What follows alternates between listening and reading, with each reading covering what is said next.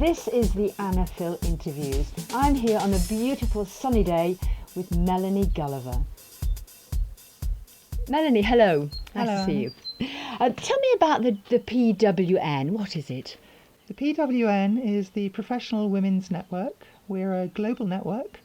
We have networks in 24 European cities, and we've now added 3 other cities around the world in Sao Paulo, Dubai and Singapore, and we have aspirations to go more global.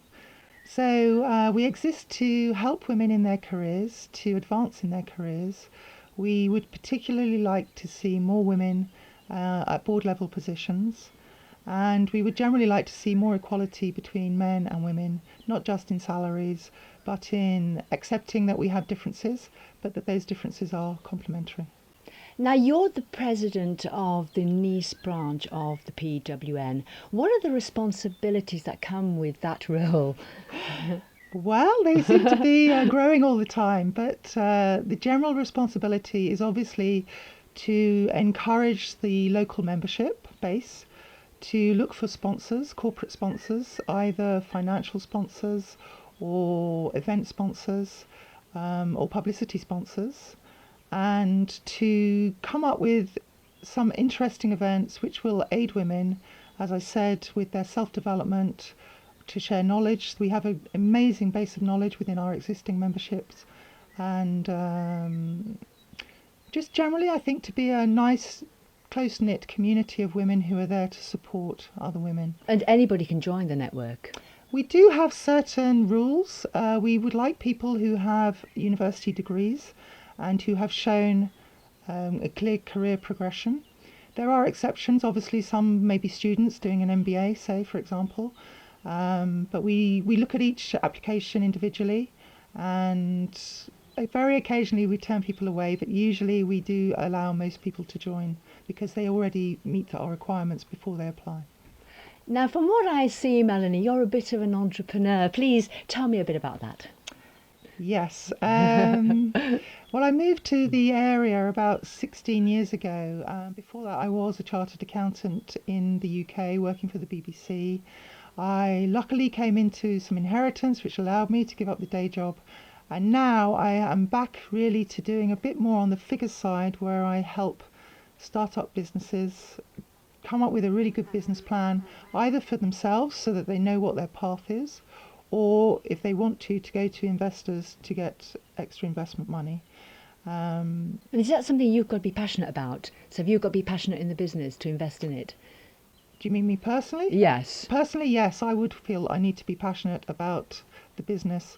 One of the investments I have is in the Clever Kitchen in Monaco, because I love dealing with healthy food. I love working with women.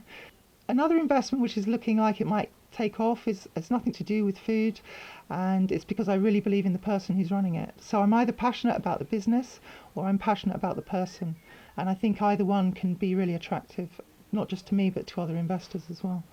Now, you've hinted on there something. You're very much into well-being, and sport and healthy eating play a very big part in your life.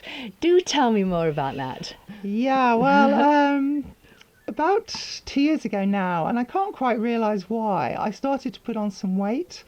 I'd been at a very stable weight for a few years, but I started to gradually put on a kilo here, a kilo there after Christmas and then after summer.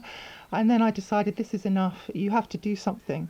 So I signed up for a local boot camp, and that got me back into being very keen on doing high-level sport, which I had done as a child. I was a competitive swimmer, but I kind of just, I don't know, let it go, I But guess. you cycle, you run, you do marathons, Melanie. Now I do.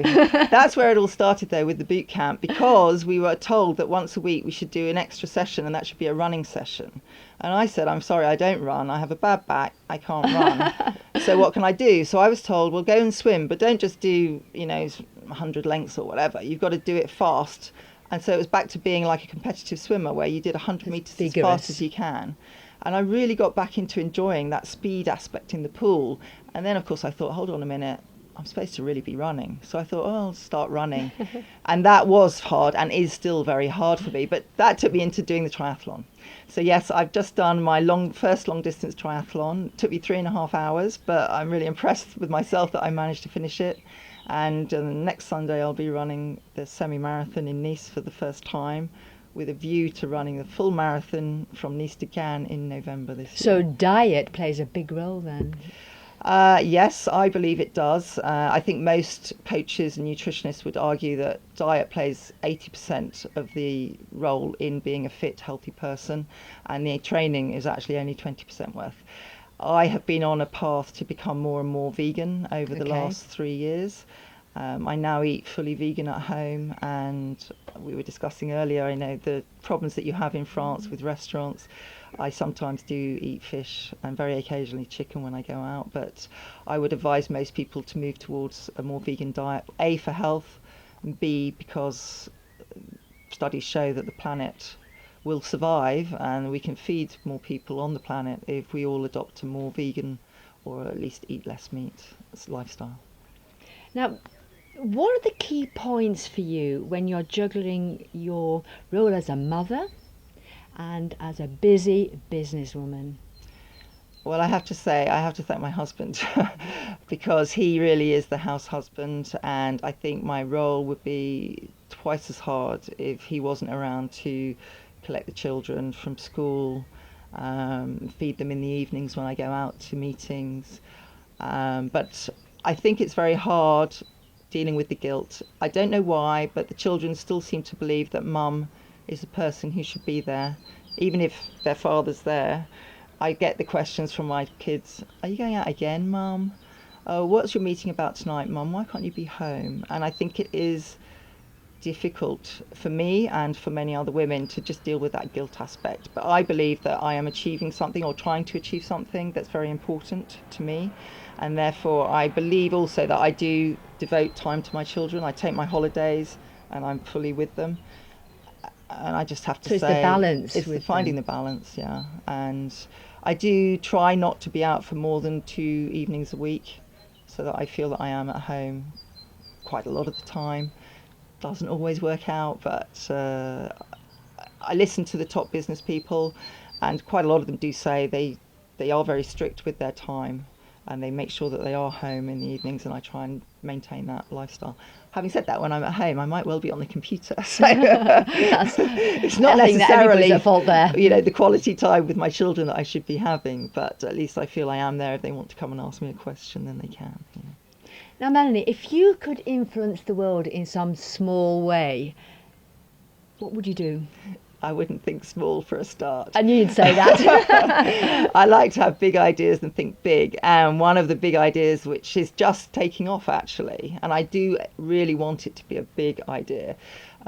We showed the film Girl Rising recently, the PWN, and I really thought it was just going to be a one-off event. But we got a very good turnout for that event, and we had a good follow-up with people wanting to show the film afterwards. And since then, we've built a little team which is starting to decide what the vision is. My vision is that I want to create a global foundation where we will raise large sums of money with large ideas, and that will then be donated to various smaller charities who will come to us asking for funding to support girls around the world, in developing countries, but also in developed countries, with their regular schooling, but also perhaps with life skills that they need. Financial education just came up recently as something we should look at, because we believe that women generally are not brought up to understand enough about finance, or they're brought up to rely too much on their fathers, their husbands. They may not even write a check out half the time because the husband's doing all the finances. So we want to try and empower women just generally around the world, and try and make this a much more equal society for everyone. Melanie Gulliver, thank you for talking to me today. Thank you, Anna, for giving me this opportunity to talk to you. It's been lovely.